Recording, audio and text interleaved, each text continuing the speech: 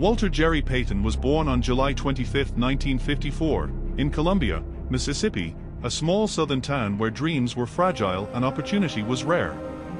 The streets were dusty, the expectations were low, and the future often felt already written before a child could speak. But Walter was different.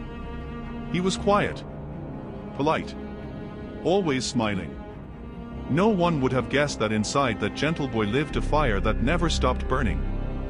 His father, Peter Payton, was a factory worker and former semi-professional baseball player who believed deeply in discipline. His mother, Aline, believed even more deeply in faith. Together, they raised their children with structure, prayer, and responsibility. Walter learned early that nothing would be handed to him. If he wanted something, he would have to earn it, every single day. In high school, Walter wasn't the star.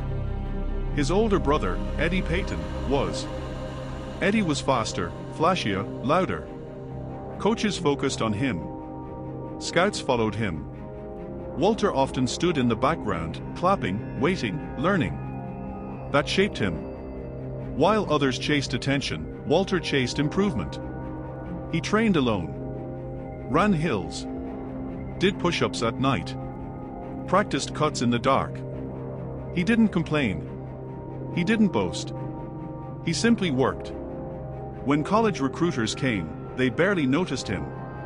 Only one school truly believed, Jackson State University. At Jackson State, everything changed. Given a real opportunity for the first time, Walter exploded. He ran with relentless energy, spinning, leaping, fighting for every inch. He didn't step out of bounds. He didn't protect his body. He attacked defenders with a joy that confused them. His teammates called him Sweetness. Not because he was soft, but because his game flowed like music. He broke school records, conference records, national records. Yet still, the spotlight barely found him. Playing at a historically black college meant fewer cameras, fewer headlines, fewer chances. But greatness doesn't require permission. In 1975, the Chicago Bears selected Walter Payton with the 4th overall pick in the NFL draft. The Bears were struggling. The franchise was broken. The losses piled up. The fans were restless. Walter arrived smiling. His rookie season was hard. Defenses were faster. The weather colder. The expectations crushing. He took hits that would have made others hesitate. Walter never did. He popped up smiling. Again and again. By his second season, the league understood. Walter Payton was unstoppable. He ran with balance so perfect it seemed unnatural. He could spin out of contact, stiff-arm defenders into the ground, hurdle linebackers, and sprint through gaps that didn't exist a second earlier. But what truly separated him was effort. Every play mattered. Whether the Bears were winning or losing by 30, Walter ran the same way, full speed, full heart, no shortcuts.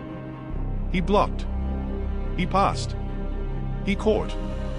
He played special teams. If the team needed it, Sweetness did it. In 1977, Walter Payton delivered one of the greatest seasons in NFL history, rushing for 1,852 yards in just 14 games, including an unforgettable performance of 275 yards against the Minnesota Vikings in freezing cold. Ice covered the field. Pain filled the air. Walter kept running. That same year, he was named NFL MVP. Yet even at the height of his greatness, frustration followed him. The Bears were still losing. Walter carried the team on his back, season after season, absorbing punishment that shortened careers. He never asked out. Never demanded trades. Never blamed teammates. He simply worked harder. Then, in 1984, everything changed. A new generation arrived, fierce, loud, unapologetic. The 1985 Chicago Bears. With a historic defense and a fearless attitude, the team finally matched Walter's heart. Though his role changed, his leadership didn't. He encouraged younger players, set standards, led by example.